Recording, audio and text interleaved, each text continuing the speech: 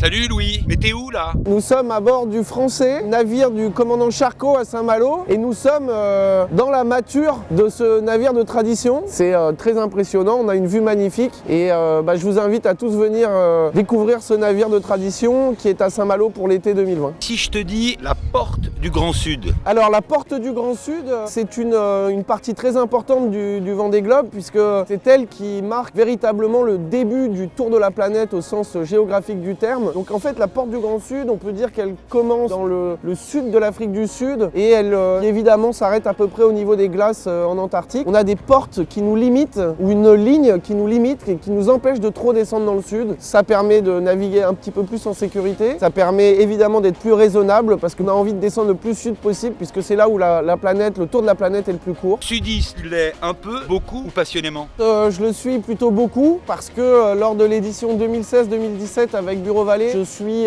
plutôt passé dans des bonnes conditions. Bon, des vents très forts, des dépressions qui s'enchaînent et j'avais un bateau robuste. Voilà, ça a été vite, ça permet de tenir des moyennes assez exceptionnelles. Comme il fait froid et qu'on est vraiment à l'autre bout du monde, c'est plutôt pas mal de pouvoir aller vite. Une petite anecdote? En fait, on essaye d'envoyer assez souvent des nouvelles de la Terre, des vidéos, etc. Et puis là, je sortais du cockpit de Bureau Vallée avec ma caméra pour tourner une vidéo. Et j'ai vu un énorme cétacé, une baleine, sortir juste à côté de moi. Et elle m'a fait un espèce d'énorme coucou. Elle est sortie, j'ai vu tout son dos une fois, deux fois. Et donc, j'ai été hyper surpris. Une baleine! Une baleine! À ce moment-là, on espère qu'elle va pas virer de bord et qu'elle va pas venir en collision avec le bateau. Et ça s'est bien passé, elle a continué sa route, on s'est croisés et puis j'ai pu tourner la caméra et puis prendre quelques images. Et si c'était un jeu de société? Ça serait un peu comme le Monopoly parce qu'on investit, on s'investit physiquement, on investit sur le matériel parce qu'on met le matériel à rude épreuve puisque c'est une trentaine de jours dans des vents très forts avec des dépressions qui s'enchaînent. Si c'était un monument? Ça serait par exemple la Sagrada Familia à Barcelone. C'est quelque chose de majestueux, de très impressionnant. Donc voilà, la Sagrada Familia. Si c'était un objet? Pourquoi pas un globe terrestre où on viendrait poser le doigt à peu près dans le sud de l'Afrique du Sud. On pourrait avec son autre main faire tourner le globe comme ça et voir son doigt faire le tour de la planète entre ce magnifique cap de Bonne-Espérance et ce cap de la délivrance qu'est le Cap Horn. Ton pire souvenir?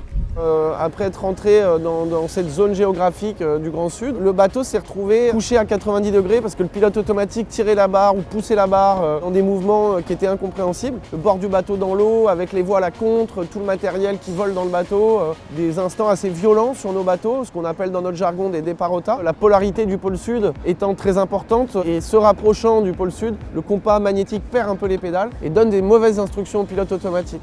Et en me souvenant de ça, j'ai évidemment pensé à ce compas électronique que l'on avait aussi à bord. J'ai pu faire donc un switch, changer de source de compas dans mon pilote automatique et j'ai retrouvé un pilote automatique qui a globalement bien fonctionné jusqu'à la fin du Grand Sud. Ton meilleur souvenir? C'est un très bon souvenir qui a suivi un des moments les plus angoissants de ma vie. J'ai reçu un coup de téléphone doublé d'un mail de la direction de course et triplé d'un appel de ma team manager Servan m'annonçant que Quito de Pavan avait subi une avarie technique et qu'il avait perdu sa quille, que son bateau était en train de prendre l'eau, potentiellement qu'il fallait que je me détourne pour aller le chercher, que j'ai commencé à faire. Et puis juste avant d'arriver sur zone, j'ai eu à nouveau des informations de la direction de course qui m'informaient que le patrouilleur français, le Marion Dufresne, avait pu aller récupérer sain et sauf Quito de Pavan. Quito est un navigateur pour qui j'ai beaucoup de respect et d'admiration. Mes meilleurs souvenirs, c'est ce soulagement de savoir qu'il était enfin en sécurité et qu'il allait pouvoir retrouver sa famille sain et sauf.